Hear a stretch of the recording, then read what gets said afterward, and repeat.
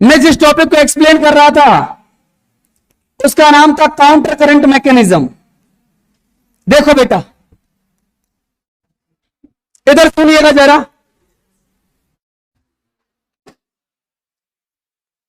Last class में मैं आपको एक बात बोल के गया था। क्या बेटा?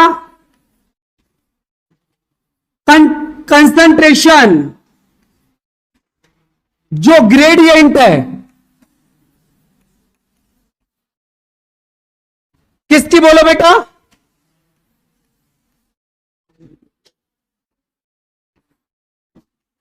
मेडुला की। यस और नो? इसको बेटा बनाया किसने?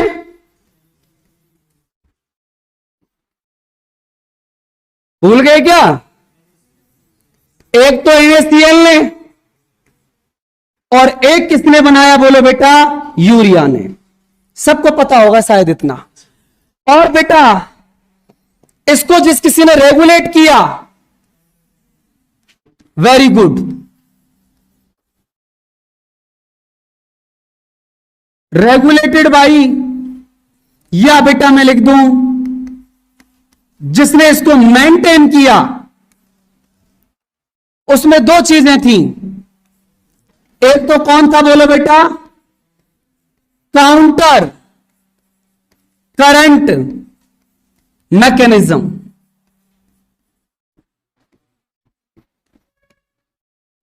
और दूसरा बेटा जो था उसका नाम था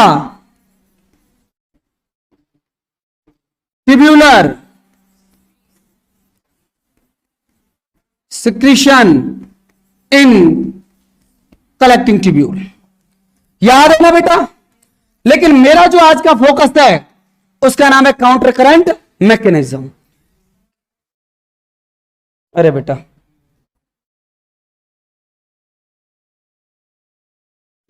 सेलेक्टिव रीअब्जॉर्प्शन। यहां तक कल मैं आपको पढ़ा के चला गया था। अब देखो बेटा, काउंटर करंट मैकेनिज्म कैसे होती है। एक एक वर्ड को बहुत गौर से सुनना बेटा, इधर ध्यान दीजिएगा।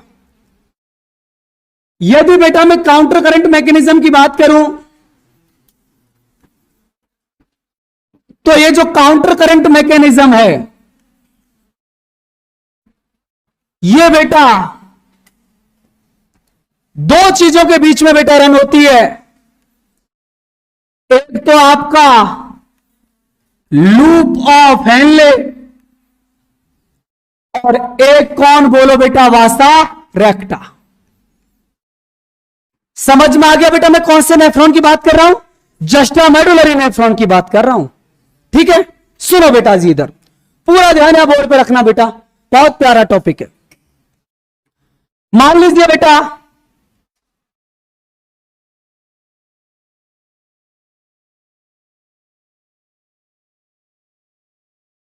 ये मैंने आपको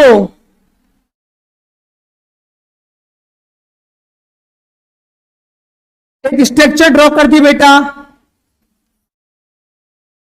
और ये जो स्ट्रक्चर इसको मैं बना रहा हूं इसका नाम है बेटा loop of Henle.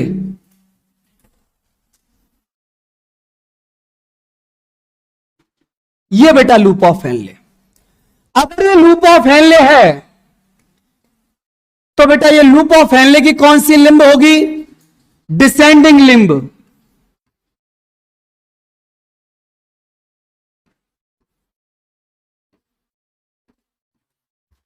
Loop of Henle.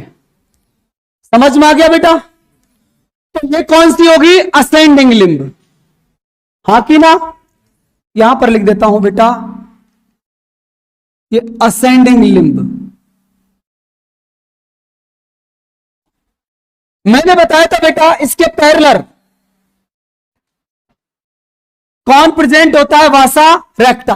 पता है ना सबको? तो देखो बेटा, ये मैंने आपको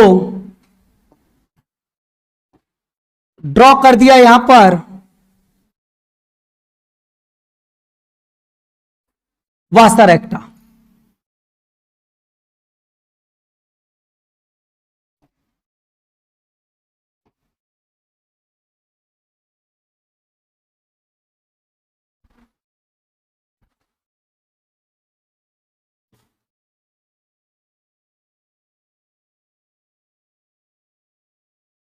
ये देखिएगा बेटा जी जरा, ये कौन है बोलो, वासा रेक्टा। मैंने आपको बताया बेटा कि लूप ऑफ हेनले की जहां पर असेंडिंग लिंब होती है, वासा रेक्टा की वहां पर डिसेंडिंग लिंब होती है। इसको मैं आपको पहले बता चुका हूं। एक एक वर्ड को गौर से सुनना। डिसेंडिंग लिंब ऑफ वासा रेक्टा। देखो बेटा, काउंटर करंट मैकेनिज्म ने कैसे मेडुला की ऑस्मोलिटी को बनाए रखा। यह सब कुछ मेडुला के अंदर ही चल रहा है, क्योंकि आपको पता है लूप ऑफ हेनले कहां पर प्रेजेंट होता है, अरे बोलो ना, मेडुला के अंदर प्रेजेंट होता है। ठीक है बेटा, अब सुनिए जरा, काउंटर करंट मैकेनिज्म में बेटा 3 वर्ड आपको याद रखने हैं। कौन कौन से सुनो।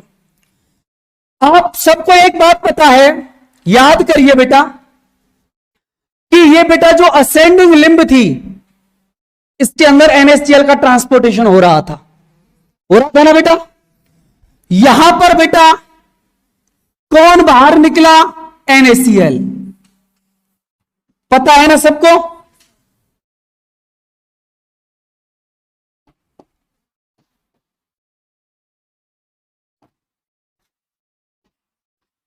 यहां पर बेटा ये कौन बाहर निकला, NaCl।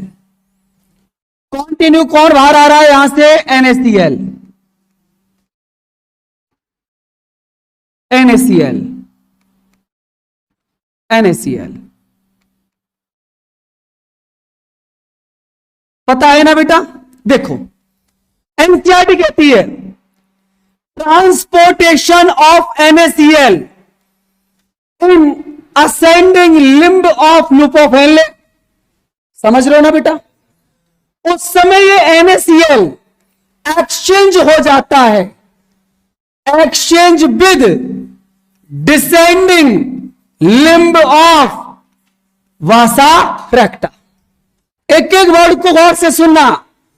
NaCl का ट्रांसपोर्टेशन हो रहा है लूप ऑफ हेनले की असेंडिंग लिंब में। यहां पर इस NaCl को एक्सचेंज कर दिया किसके साथ, वासा रेक्टा की डिसेंडिंग लिंब के साथ कर दिया बेटा। अब मैं आपको एक बात बता देता हूं, एक वर्ड सुन लो मेरा बेटा यहां पर, कि वासा रेक्टा का बेटा जो डिसेंडिंग लिंब होता है, इसकी एक खासियत होती है बेटा कि ये नॉन फेनेस्ट्रेटेड होता है। एक होता है वर्ड बेटा फेनेस्ट्रेटेड और एक वर्ड होता है नॉन फेनेस्ट्रेटेड। नॉन फेनेस्ट्रेटेड उसको बोलते हैं बेटा जो NaCl को अपने अंदर ले तो ले लेकिन बाहर नहीं जाने दे, और फेनेस्ट्रेटेड उसको बोलते हैं जो NaCl को बेटा जहां से NaCl जो है वहां से पास आउट भी हो सके। समझ लेना। अब सुनना, यदि बेटा असेंडिंग लिंब ये लूप ऑफ हेनले की है, इसने NaCl को एक्सचेंज कर दिया किसके साथ, वासा रेक्टा की डिसेंडिंग लिंब के साथ। और वासा रेक्टा की बेटा ये जो डिसेंडिंग लिंब है, मैं क्लियर वे में लिख दूं आपको यहां पर इस बात को कि बेटा जी ये कैसी होती है, नॉन फेनेस्ट्रेटेड। इस वर्ड को मैं लिख देता हूं नॉन फेनेस्ट्रेटेड। अब सुनिएगा जरा, यदि बेटा यहां पर NaCl अंदर आ गया, अब ये NaCl क्या करता है, ये बेटा जो डिसेंडिंग लिंब है वासा रेक्टा की, यहां से मूवमेंट करता है, और मूवमेंट करके ये बेटा जो आपका वासा रेक्टा है, इसकी बेटा कौन सी लिंब में पहुंच जाता है, असेंडिंग लिंब में। यहां पर लिख देता हूं बेटा, ये कौन है, असेंडिंग लिंब ऑफ वासा रेक्टा। समझ लो बेटा। अब क्या होता है देखो, जब NaCl बेटा यहां पर मूव कर रहा था, तो मैंने आपको बताया कि असेंडिंग लिंब ऑफ बेटा जो वासा रेक्टा होता है, ये होता है बेटा फेनेस्ट्रेटेड। और यहां से बेटा ये जो NaCl है, इसको बेटा बाहर निकाल के जो मेडुलरी इंटरस्टिशियल जोन है उसके अंदर डाल दिया। समझ रहे हो ना? मतलब NaCl रिटर्न बैक आ गया कहां पर? मेडुलरी इंटरस्टिशियल जोन में। किससे आया है बैक? असेंडिंग लिम्ब ऑफ वासा रेक्टा से। एक एक वर्ड को गौर से सुनना बेटा कि सबसे पहले आप बोलोगे काउंटर करंट मैकेनिज्म में कि transportation of NaCl in ascending limb of loop of Henle. यहां पर बेटा ये exchange with descending limb of वासा रेक्टा। अब ये डिसेंडिंग लिम्ब ऑफ वासा रेक्टा से मूवमेंट करता हुआ असेंडिंग लिम्ब ऑफ वासा रेक्टा में आ गया और यहां से बेटा ये NaCl अगेन रिटर्न बैक आ गया मेडुलरी इंटरस्टिशियल जोन में। अब कॉन्टिन्यूअस बेटा यहां पर किसको डाल रहे हैं? NaCl को। तो मेडुलरी जोन की बताओ बेटा मुझे जो ऑस्मोलैरिटी है वो इंक्रीज नहीं होगी? बिल्कुल होगी, हाँ कि ना? और बेटा यदि इंक्रीज होगी, जितना ज्यादा असेंडिंग लिम्ब ऑफ वासा रेक्टा इस NaCl को इंटरस्टिशियल जोन में डालेगा, उतना ही ज्यादा वाटर का absorption descending limb of loop of Henle से किसमें होगा? वासा रेक्टा में। समझ लो बेटा? देखो जरा, लूप ऑफ हेनले ने डायरेक्ट यूरिन को कंसंट्रेट नहीं किया, with the help of counter current mechanism किया है। समझ लो ना बेटा? सुनो, अगर आप मुझे एक बात बताओ, यदि इस मेडुलरी जोन की ऑस्मोलैरिटी इंक्रीज नहीं होती तो क्या यहां पर वाटर का एब्जॉर्प्शन होता? अरे बोलो, होता क्या? नहीं होता। यहां पर वाटर का एब्जॉर्प्शन इसीलिए हुआ बेटा बिकॉज मेडुलरी जोन की ऑस्मोलैरिटी क्या होती है? ज्यादा। समझ रहे हो ना? और इसको बनाने में एक तो बेटा कल मैंने आपको रोल बताया selective reabsorption in collecting tubule का, और एक तो रोल बता रहा हूं आपको काउंटर करंट मैकेनिज्म का। नहीं आया समझ? तो सुनो बेटा, जितना NaCl इंटरस्टिशियल जोन में आएगा, किससे?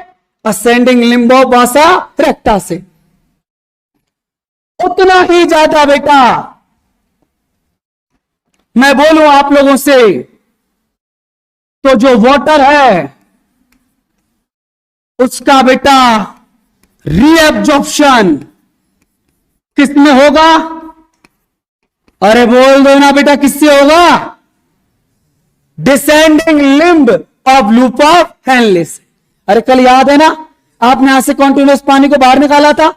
ये पानी बेटा तब बाहर आया जब यहां पर मेडुला की ऑस्मोलैरिटी क्या थी? ज्यादा। और इसकी ऑस्मोलैरिटी को बना कौन रहा है? Counter current mechanism. एक बात और सुनना, काउंटर करंट मैकेनिज्म क्या कहती है?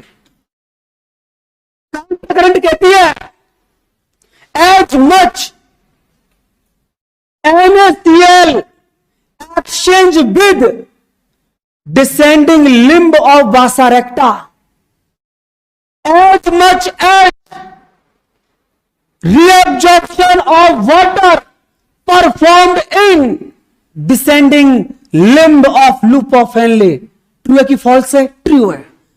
जितना बेटा यहां पर वासा रेक्टा के डिसेंडिंग लिम्ब में जितना NaCl का एक्सचेंज होगा, उतना ही ज्यादा लूप ऑफ हेनले के डिसेंडिंग लिम्ब में वाटर का रीअब्जॉर्प्शन होगा। नहीं आया समझ? यही काउंटर करंट मैकेनिज्म है। कोई दिक्कत किसी को? कोई परेशानी किसी को? तो बेटा एक एक लाइन को गौर से सुनना, मैं फिर कह रहा हूं कि किसको कहां डाल रहे हैं। सुनो बेटा, इधर देखो, यहां सुनना बेटा मैं क्या कुछ कहना चाह रहा हूं। पहला पॉइंट, NaCl ट्रांसपोर्ट इन, किसमें ट्रांसपोर्ट हो रहा था बेटा? अरे यार, ascending limb of loop of Henle. एक एक वर्ड को गौर से सुनना बेटा। NaCl transport in ascending limb of loop of Henle.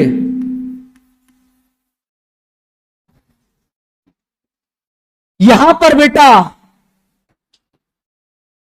फिर क्या होता है? NaCl एक्सचेंज्ड विद, किसके साथ एक्सचेंज हो रहा है बोलो? Very good, descending limb of Vasa रेक्टा। Yes और नो? पता है ना बेटा? और फाइनल स्टेप में मैं एक बात बता दूं आपको, स्टार करके लिखा दूं, एनसीईआरटी की line NaCl returned back into medullary interstitial zone from, कहां से बोलो? ascending limb of vasa recta।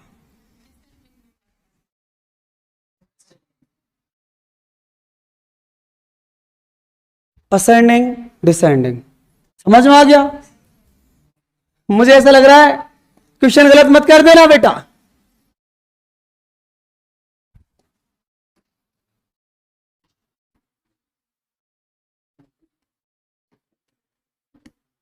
समझ में आ गया बेटा? इनको वैकेंट छोड़ देगा। NaCl transport in dot dot dot loop of Henle exchange with dot dot dot. समझ रहे हो ना बेटा?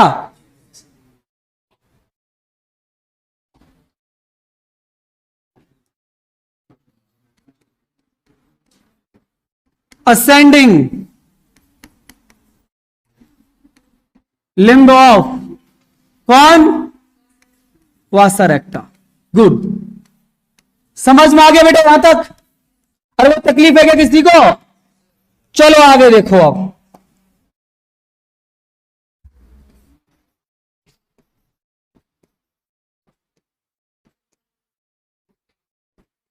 as much NaCl exchanged with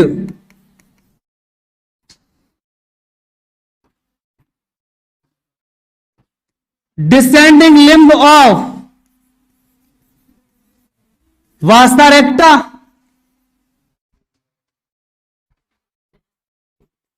as much as क्या reabsorption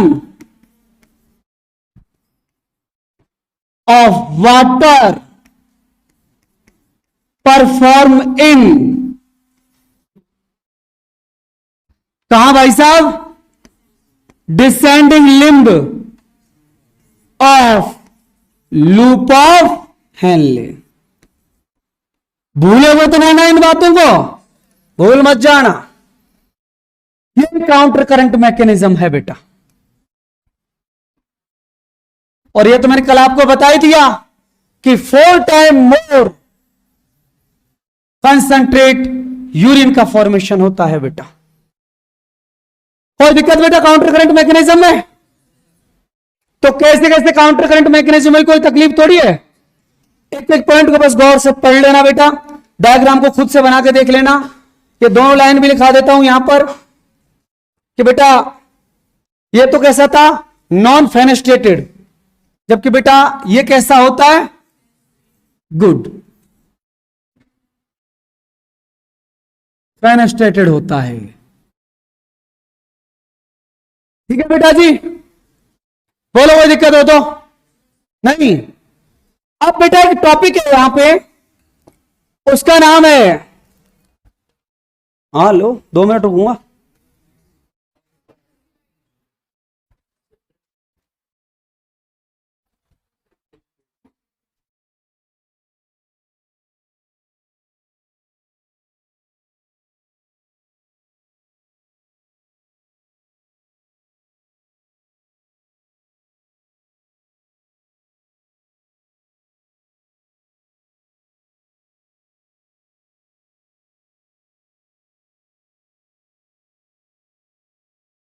इसका एनसीईआरटी का, यहां पर एक सवाल आता सर, यहां पर NaCl आया तो यहां पर बाहर क्यों नहीं निकल गया, है ना? तो आपने मेरे से पूछा नहीं, इसलिए मैंने पहले बता दिया। कोई दिक्कत बेटा? अरे वाह सर, ये भी ब्लड वेसल से, ये भी ब्लड वेसल से, यहां पर बाहर क्यों नहीं आ रहा? समझ रहे हो ना बेटा? क्योंकि मैंने बता दिया नॉन फेनेस्ट्रेटेड होता है बेटा। ये कौन? Descending limb of vasa recta. अंदर ले तो लेता है NaCl, पर बाहर जाने नहीं देता। कोई दिक्कत किसी को यहां तक? सुनो बेटा, अगला एक टॉपिक है, उसका नाम है जस्टा ग्लोमेरुलस एपरेटस।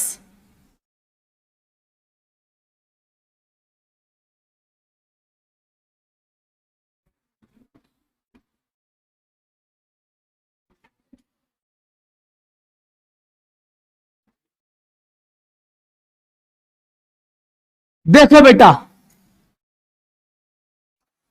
किसको बोलते हैं? Juxta glomerulus apparatus. इस बात को यहां सुनो बेटा गौर से, सुनिएगा बेटा जी जरा। जो आपके जस्टा ग्लोमेरुलस बेटा, जो नेफ्रॉन्स जो होते हैं, उनके अंदर बेटा एपरेटस मिलता है, एनसीईआरटी में लिखा हुआ है। क्या होता है बेटा इसके अंदर? देखो जरा इधर सुनना बेटा, मैं केवल आपको एपरेटस को बता देता हूं, है ना? आपको पता है कि वोमन कैप्सूल होता है, अफरेंट आर्टरी, फ्रंट आर्टरी। मैंने आपको एक बात बोली थी बेटा, डायग्राम 2D में है। ये आर्टरी कहां से आती है? पीछे से, पता है ना? तो सुनो, ये तो बेटा मैंने एक आर्टरी ड्रॉ कर दी आपको, जो ब्लड लेके आई थी नेफ्रॉन को। इसका नाम होता है कौन सी आर्टरी? बोलो ना, ब्लड जो लेके आई थी वो अफरेंट। ये कौन सी आर्टरी है? बोलो बेटा, अफरेंट आर्टरी।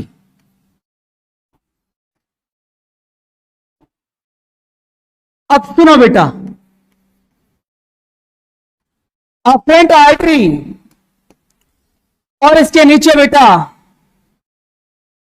ये मैं आपको एक स्ट्रक्चर बता देता हूं।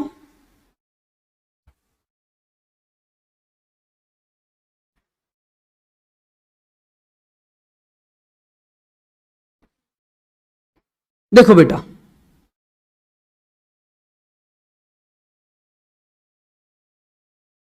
ये जो स्ट्रक्चर होती है बेटा, इस स्ट्रक्चर का नाम है बेटा DCT। क्या नाम है बेटा? DCT। अफरेंट आर्टरी और DCT, इन दोनों के बीच में बेटा एक एपरेटस मिलता है, उसका नाम होता है जस्टा ग्लोमेरुलस एपरेटस। क्या होता है बेटा? सुनना, ये जो अफरेंट आर्टरी होती है, इसमें बेटा आर्टरी के नीचे कुछ स्पेसिफिक सेल्स होती हैं, और ये जो सेल है बेटा, इनका नाम होता है JG cell, juxta glomerulus cell. समझ में आ गया? जो आपकी DCT है, इसकी वॉल के अंदर भी बेटा सेल प्रेजेंट होती है इस तरीके से, और DCT की वॉल में बेटा जो सेल होती हैं, इनका नाम होता है मैक्यूला डेंसा। और इन दोनों के बीच में बेटा एक थर्ड टाइप सेल और प्रेजेंट होती हैं, और इनका नाम होता है बेटा लेसिस सेल।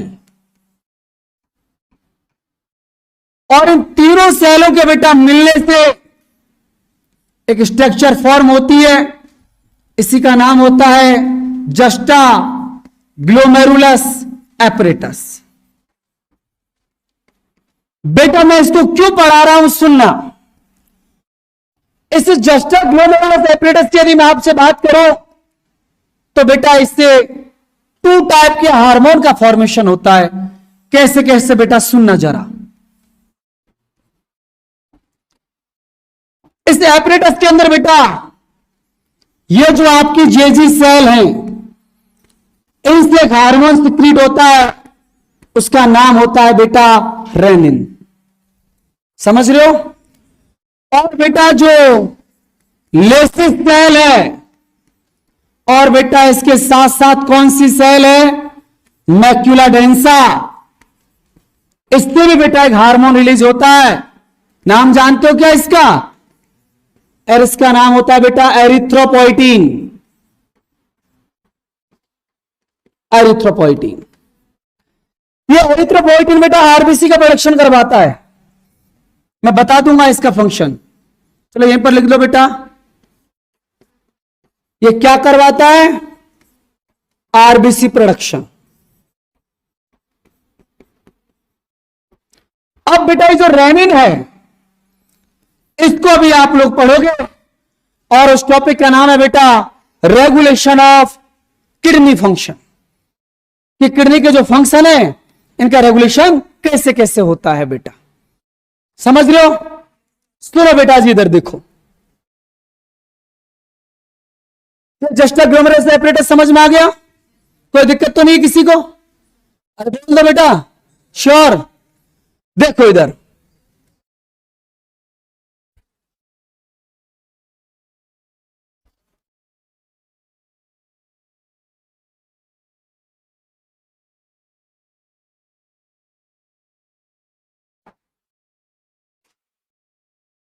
सुनिएगा बेटा इधर। क्या कर रहे हो यार, जल्दी नोट कर लियो।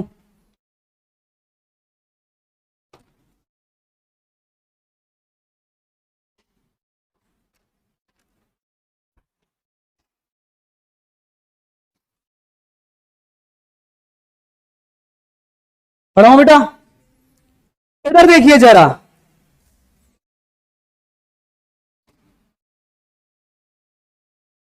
एक टॉपिक है बेटा, उसका नाम होता है जीएफआर।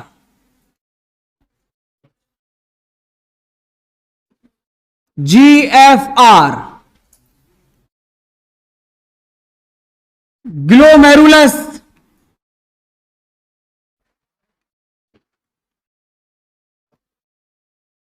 Filtration rate. देखो बेटा, किसको बोलते हैं जीएफआर? यहां ध्यान से सुनना बेटा, कि बेटा जी आपको पता है हमारी जो बॉडी है उसमें कितनी किडनी होती है? 2। इन दोनों किडनियों से बेटा 1 मिनट के अंदर, किसके अंदर? अरे बोलो ना। 1 मिनट के अंदर बेटा जितना ब्लड फिल्टर होता है, या ऐसे कह दो कि दोनों किडनियों से 1 मिनट में जितना ग्लोमेरुलस फिल्ट्रेट बनता है, उसी का नाम क्या होता है? जीएफआर। समझ में आ गया? और इसकी वैल्यू होती है बेटा 125 ml पर मिनट। 1 मिनट में कितना? 125 ml। यदि एक पूरे दिन की बात करूं ना, तो अप्रोक्सीमेट होता है बेटा 180 लीटर। 180 लीटर ब्लड को आपकी किडनी बेटा फिल्टर करती है 1 दिन के अंदर। समझ रहे हो आप? 100 लीटर आया कहां से आप में? तो 6 लीटर ही होता है, वो बाहर थोड़ी जाता है, वो सर्कुलेट होता रहता है बॉडी के अंदर, है ना? ऐसा मत सोच रहा है कि वो ब्लड बाहर थोड़ी जाता है, बॉडी के अंदर घूम रहा है ना बेटा। अरे हार्ट पंप नहीं कर रहा, पता है ना? देखो इधर सुनो, जीएफआर क्या होता है? Amount of blood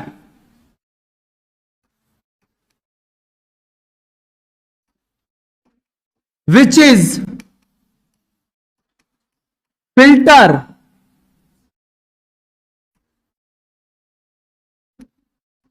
by both kidney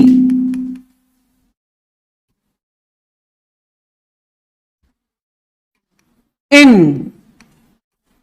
1 minute। इसकी बेटा जो वैल्यू होती है, जीएफआर जो होता है, ये होता है बेटा अप्रोक्सीमेट 125 ml पर मिनट। यदि बेटा मैं और बात करूं जीएफआर की, तो 180 लीटर पर डे, एक दिन में। एनसीईआरटी ने बेटा एक और डाटा दिया हुआ है यहां पर। अब वो डाटा तो है बेटा बॉडी फ्लूइड और सर्कुलेशन का, वो क्या होता है सुनो, देखो इधर बेटा। कार्डियक आउटपुट का नाम जानते हैं आप? पता है ना कार्डियक आउटपुट क्या था? स्ट्रोक मतलब एक मिनट के अंदर आपका हार्ट जितना ब्लड पंप करता है एक वेंट्रिकल, यस और नो? बेटा लेफ्ट वेंट्रिकल ने ब्लड को किसमें पंप किया था? लेफ्ट वेंट्रिकल ने ब्लड को किसमें पंप किया था? एरोटा के अंदर किया था ना। अरे लेफ्ट वेंट्रिकल की सिस्टमिक आर्टरी एरोटा में नहीं गया।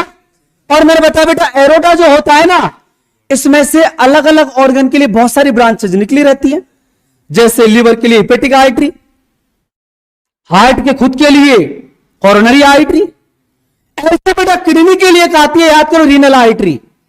मैंने बताया ना आपको। एक बात बता देता हूं सुनो बेटा, इधर सुनिएगा।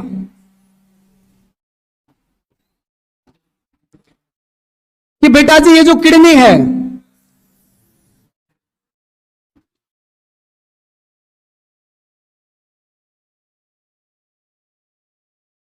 मैंने आपको बोला बेटा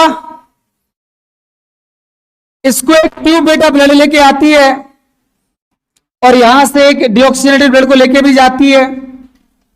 जानते हो ना बेटा क्या नाम था इसका? Renal artery. पता है ना सबको? एक बात बोलूं मैं आप लोगों को, एनसीईआरटी का डाटा, कि ये जो रीनल आर्टरी है ना बेटा, इसको ब्लड कहां से आ रहा होगा? एरोटा से। रीनल आर्टरी, या ऐसे कह दूं, इस रीनल आर्टरी को बेटा जो ब्लड आ रहा होगा वो किससे आ रहा होगा? कार्डियक आउटपुट से, यस और नो? बेटा एनसीईआरटी कहती है कि हमारा बेटा जितना कार्डियक आउटपुट है, कार्डियक आउटपुट, कार्डियक आउटपुट का मतलब क्या था? एक मिनट के अंदर, तो stroke volume into heart rate किया था। स्ट्रोक वॉल्यूम था 70 ml, हार्ट रेट 72, दोनों को इंटू करते हैं ना बेटा, तो वैल्यू अप्रोक्सीमेट आती है 5 to 6 के बेटा बीच में। उसमें से बेटा जो कार्डियक आउटपुट होता है ना, उसका मैक्सिमम ब्लड हमारी बेटा किडनी को ही जाता है। अप्रोक्सीमेट कार्डियक आउटपुट का अकॉर्डिंग टू एनसीईआरटी 1/5 पार्ट। समझ लो ना बेटा, 5वां हिस्सा। मतलब पूरी बॉडी को एक तरीके से बोलूं बेटा, जैसे मान लो 5 से 6 लीटर ब्लड है, उसमें से अप्रोक्सीमेट बेटा 1100 से 1300 ml ब्लड ओनली किसको आता है? किडनी को। समझ रहे हो ना? तो मैं लिख देता हूं यहां पर, रीनल आर्टरी को जो ब्लड आता है ना बेटा कार्डियक आउटपुट का, ये बेटा ब्लड आता है। समझ में आया कि नहीं आया? इस बात को यहां पर लिखा देता हूं, maximum amount of cardiac output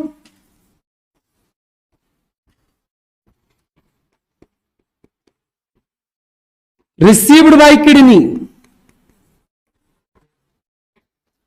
आता तो बेटा इतना है एक मिनट के अंदर, बट उसे फिल्टर कितना कर पाती है? समझ में आ गया? तभी तो मैं आप लोगों से बोल रहा था कि बेटा ब्लड आता तो ज्यादा है पर उतना जाता नहीं है, तभी तो जीएचपी क्रिएट हुआ था। अरे भूल गए क्या? आया कितना था? 1100 टू 1300, और फिल्टर कितना हुआ? 425 ml। समझ रहे हो ना? तभी तो जीएचपी की वैल्यू निकली थी 60 to 70 mm ऑफ एचजी। याद है ना? अब बेटा मेरी क्लास जो शुरू से ले रहे हो उनको समझ में आ रहा होगा। मैं तो पहले ही कहता हूं यार, मेरी क्लास तो जिसने पहली दूसरी क्लास छोड़ दी ना और टॉपिक का उसने कल्याण कर लिया अपने का। कल्याण तो नहीं, बोले बर्बाद कर लिया। सुनो बेटा, यहां तो कोई दिक्कत। इसके बाद बेटा अब जो टॉपिक जो पढ़ाऊंगा बहुत अच्छे से आपके समझ में आएगा। बट एक बात सुनना, एक एक लाइन जो यहां लिख दूं ना, मैं फिर कह दूं बेटा वो हर एक क्वेश्चन है, समझ लो। तो बेटा अगला जो हमारा टॉपिक है, अरे यार डॉक्टर साहब ये लो,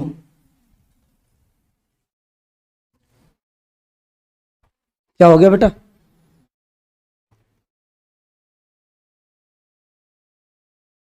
सुनो इधर देखो, यहां तक कोई दिक्कत? सुनो बेटा जी इधर।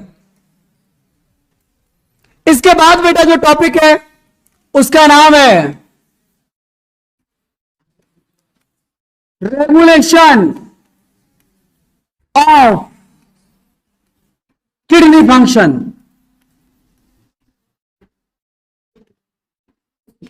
बहुत ज्यादा खतरनाक है बेटा, बहुत ज्यादा।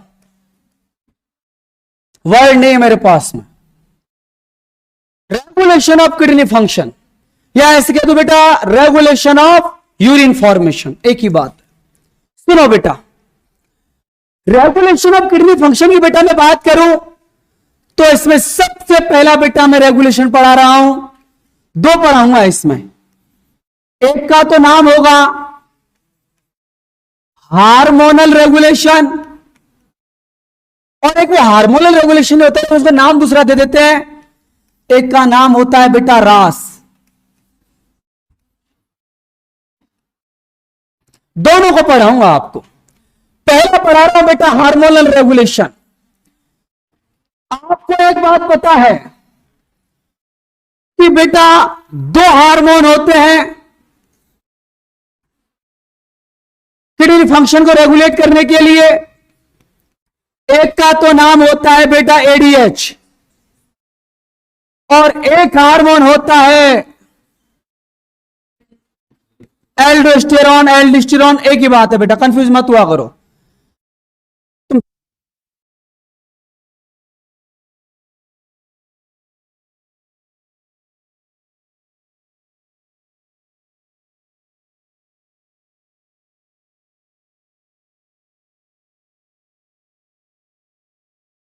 बेटा सुनो, एक पहला हार्मोन एडीएच और एक एल्डोस्टेरॉन।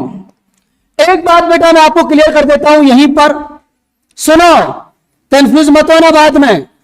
लाला सुनो, एडीएच और एल्डोस्टेरॉन दोनों के दोनों बेटा एक तो वर्क किस पर करते हैं, डीसीटी पर, और एक बेटा ये वर्क करते हैं सीटी पर।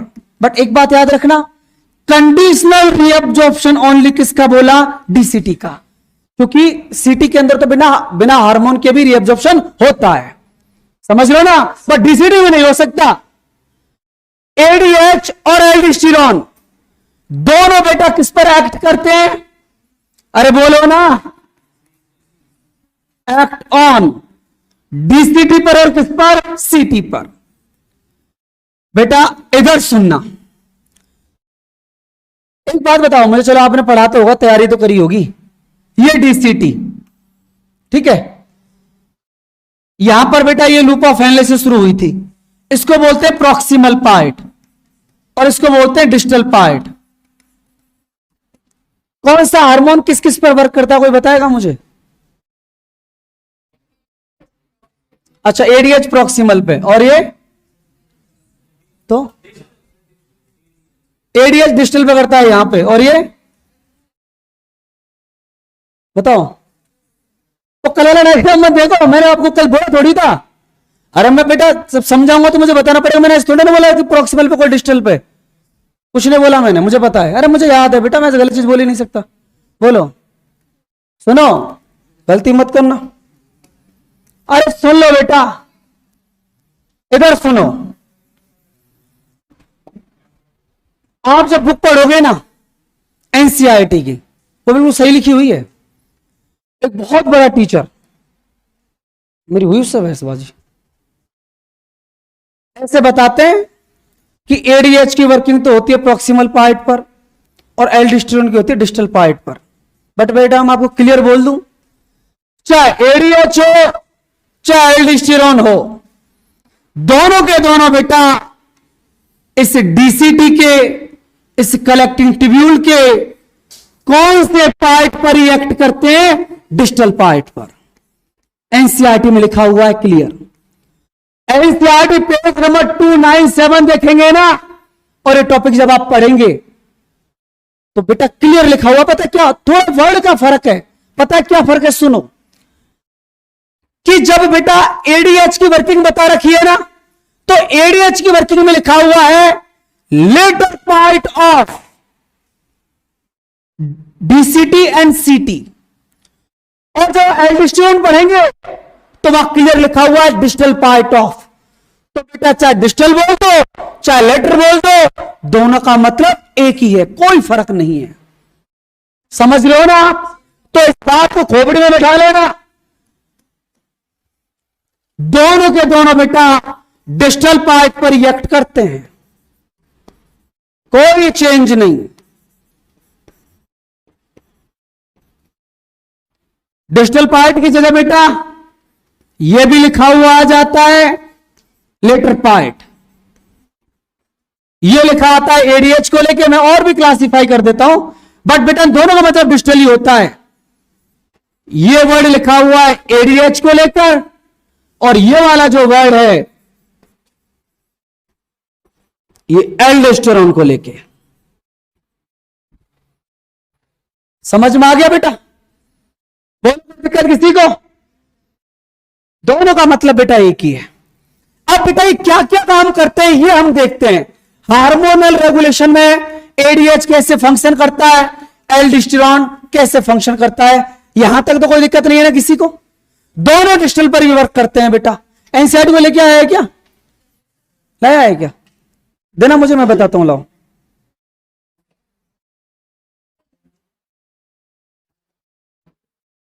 बेटा पेज नंबर निकालना 297 297। अच्छा एक तो होगी शायद, शायद 5th लाइन होगी। देखो बेटा ये लिखा हुआ है, मैं पूरी लाइन बोल रहा हूं, सुनना। सुन रहे हो बेटा? ADH facilitated water reabsorption from lateral part of the tubule, लिखा हुआ है। और एल्डोस्टेरोन में क्या लिखा हुआ है? देखो बेटा, aldosterone causes reabsorption of Na+ and water from distal part of tubules. समझ रहे हो ना? तो गलती मत कर बैठना, क्वेश्चन तो आएगा और धज्जियां उड़ा के जाएगा, -1 दे के जाएगा बेटा, मेरी गारंटी है। सुनो बेटा, यहां तो कोई दिक्कत तो नहीं। अब बेटा एक एक मैकेनिज्म देखते हैं। पहले पढ़ाऊंगा एडीएच को। Number 1 ADH. एडीएच का पूरा नाम बोलो, एंटी डाई यूरेटिक हार्मोन। इसका एक और नाम है, बोलो तो जरा, वैसोप्रेसिन। वैसोप्रेसिन क्यों बोला इसको? ब्लड वेसल्स को कॉन्ट्रैक्ट कर देता है। देखो बेटा एंटी डायूरेटिक, पहले तो बेटा मुझे आप इसका सिंथेसिस बता दो कहां होता है। अरे दोस्तों कल बताया ना, हाइपोथैलेमस में, भूलो मत यार। सिक्रीशन, अरे सिक्रीट कहां से होता है? मार खाओगे। पोस्ट पिट्यूटरी ग्लैंड से। एक्ट कहां करता है?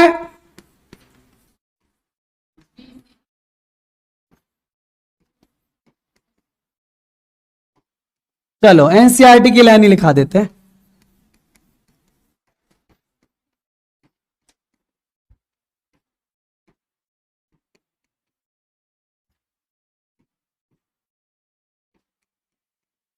ठीक है बेटा, देखो बेटा जी क्या करता है ये,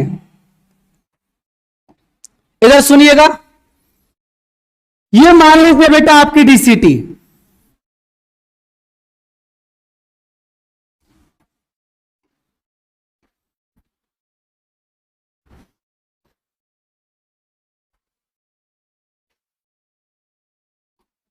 बेटा जी यहां पर आके एक्ट करेगा कौन, ए डी और एच।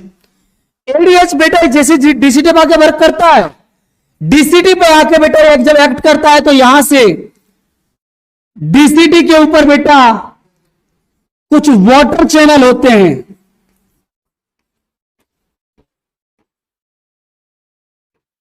उनको क्या कर देता है बेटा ये ओपन। जब वाटर चैनल बेटा ओपन होंगे तो बेटा H2O का क्या होगा, गुड रीअब्जॉर्प्शन होगा। जब बेटा सोचो H2O का रीअब्जॉर्प्शन होगा, अब आ जाओ मुझे इधर बताओ, blood volume,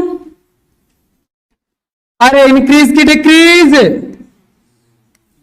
blood volume increase होगा, ब्लड में तो मिलेगा ये, अरे दुष्टो। जब बेटा ब्लड वॉल्यूम इंक्रीज तो ब्लड प्रेशर भी क्या होगा, इंक्रीज, यस और नो। लेकिन बेटा जो यूरिन वॉल्यूम है वो क्या होगा, डिक्रीज। पता है ना आपको,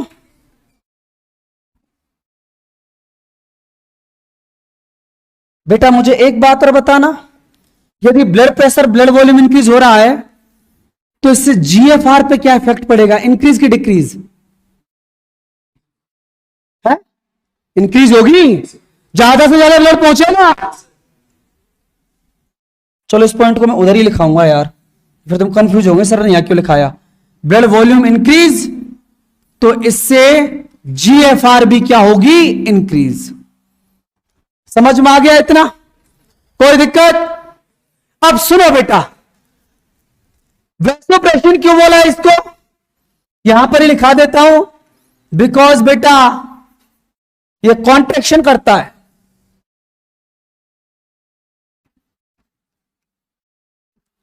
कॉन्ट्रैक्शन इन ब्लड वेसल्स।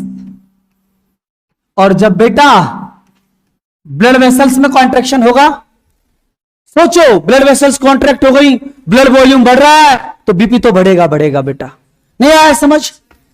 अब देखो बेटा जी, चाय और कॉफी का नाम सुना है आपने, अरे टी कॉफी सुना है, वो हमारी बॉडी में एडीएच के लेवल को कम कर देती हैं। हमारी बॉडी में एडीएच के लेवल कम तो वॉल्यूम ऑफ यूरिन ज्यादा, मिक्चुरेशन ज्यादा, यस और नो। इसलिए बेटा चाय और कॉफी पीने के बाद में टॉयलेट के लिए भागते हैं। इसके अलावा समर सीजन जो होता है ना बेटा, उसमें एडीएच क्या हो जाता है, ज्यादा। समर सीजन में, गर्मियों के टाइम में, समझ रहे हो ना, एडीएच क्या होता है, ज्यादा। तो बेटा यूरिन का वॉल्यूम कम तो मिक्चुरेशन भी कम। विंटर में बेटा एडीएच क्या हो जाता है, कम, इसलिए बेटा एडीएच कम तो यूरिन का वॉल्यूम ज्यादा। समझ रहे हो ना, इन पॉइंट्स को और देखो बेटा जल्दी से।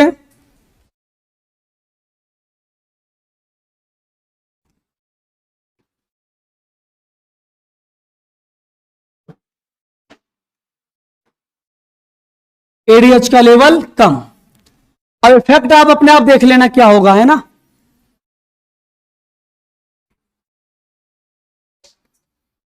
समर के सीजन में एडीएच ज्यादा,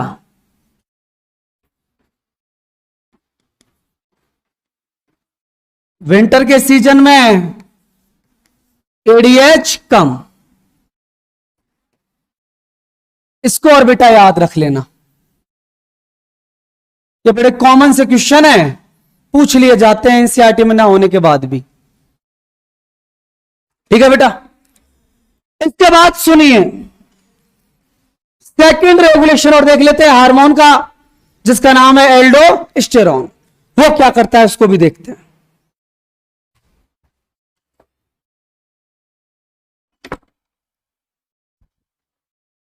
पढ़ाऊं बेटा?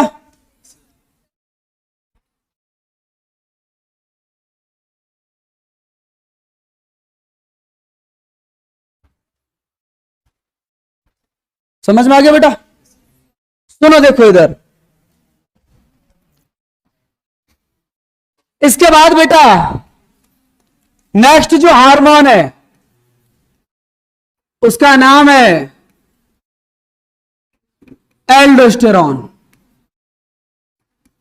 चलो बेटा बता दो एक बार, सिंथेसिस एंड सिक्रीशन दोनों एक ही जगह से होते हैं। कौन सी ग्लैंड से? एड्रिनल ग्लैंड से, कॉर्टेक्स वाले पार्ट से। जानते हो क्या आप इसके बारे में कुछ? Adrenal cortex, zona glomerulosa, zona fasciculata, zona reticulata. पढ़ा क्या एंडोक्राइन सिस्टम? नहीं पढ़ा? अरे बेटा देखा हुआ एनसीईआरटी में। चलो कोई बात नहीं, मैं बता देता हूं। एड्रिनल कॉर्टेक्स के बेटा 3 भाग होते हैं, 3 पार्ट्स होते हैं इसके। एक होता है जोना ग्लोमेरुलोसा, एक होता है बेटा जोना, बोलो ना, जोना फेसिकुलेटा, एक होता है जोना रेटिकुलेटा।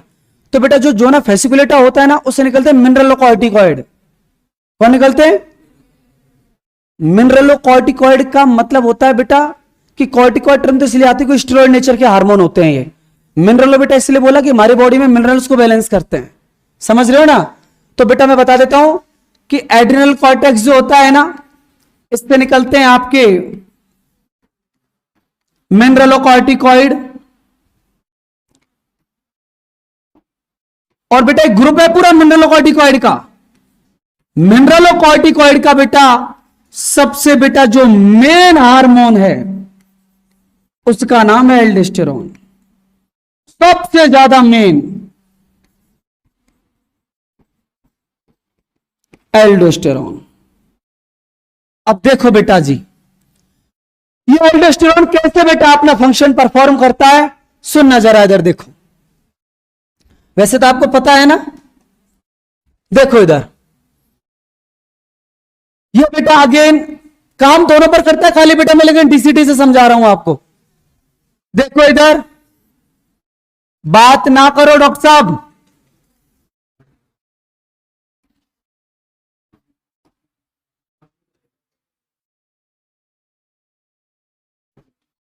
ये देखो बेटा जी इधर, ये बेटा कौन आके अटैक किया यहां पर?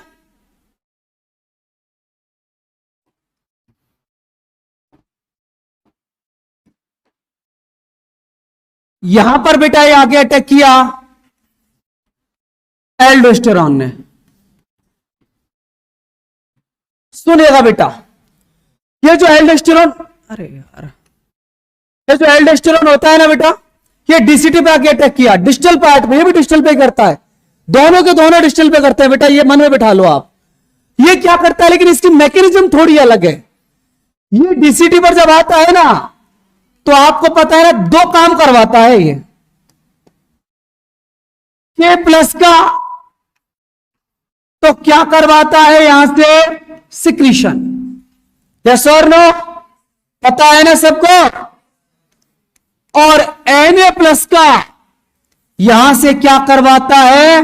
रीअब्जॉर्प्शन। समझ में आ गया? और एक बात आप जानते ही है कि Na प्लस जहां, वाटर वहां। समझ में आ गया? तो बेटा जब Na प्लस का रीअब्जॉर्प्शन होगा, यहां पर लिख देता हूं मैं लीड टू, क्योंकि बेटा देखो ये काम तो एक्टिव तरीके से हो रहा है। आप वाटर के रीअब्जॉर्प्शन को एक्टिव मत समझ लेना, क्योंकि मैं आपको पहले बता चुका हूं वाटर के लिए हमारा बॉडी एनर्जी खर्च नहीं करता। एनर्जी खर्च करिए Na प्लस के लिए। समझ रहे हो ना? अरे बेटा ये जो फंक्शन पर देखो Na प्लस का सिक्रीशन हो रहा है, ट्यूबुलर सिक्रीशन, वैसे कैसा प्रोसेस होता है? एक्टिव। कल ही बताया मैंने। अरे ट्यूबुलर सेक्रेशन कैसा होता है? एक्टिव। ये प्रोसेस एक्टिव है बेटा, मैं लिख देता हूं यहां पर आपको, भले ही फिर आप भूल जाओ तो कहीं बाद में। ये जो दोनों जो फंक्शन हो रहे हैं ना बेटा, ये कैसे प्रोसेस है? एक्टिव। दोनों ही बेटा, ये भी और ये वाला भी। लेकिन ये लीड करता है किसको? H2O के रीएब्जॉर्प्शन को। तो बेटा ये खुद कैसा प्रोसेस हो गया? पैसिव। समझ में आ गया? लेकिन एल्डोस्टेरोन की डीसीटी पर जो मैकेनिज्म है वो तो एक्टिव ही हुई ना बेटा, लेकिन एडीएच की कैसी थी? पैसिव। पता है ना सबको? मैंने लिखाया कि नहीं लिखाया? ये लिखा है ना वाटर चैनल बेटा, तो यहीं पर लिखा देता हूं, वाटर चैनल से हो रहा है मींस पैसिव प्रोसेस।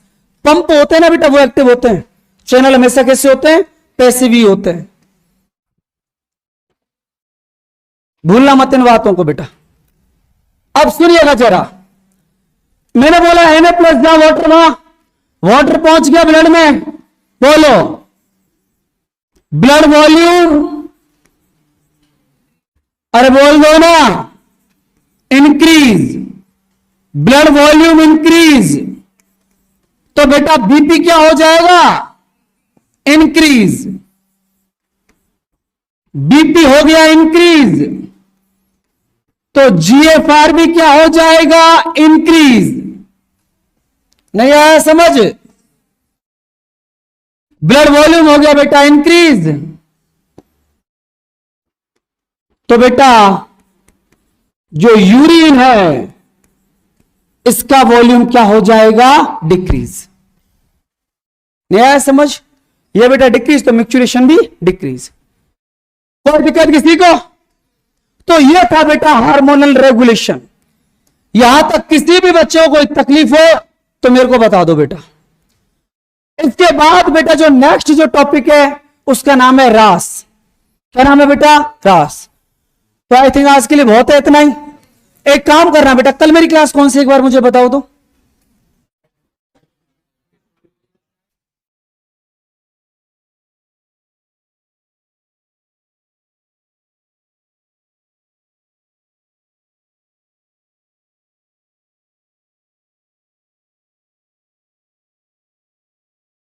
सुनो, थोड़ी देर सुन लो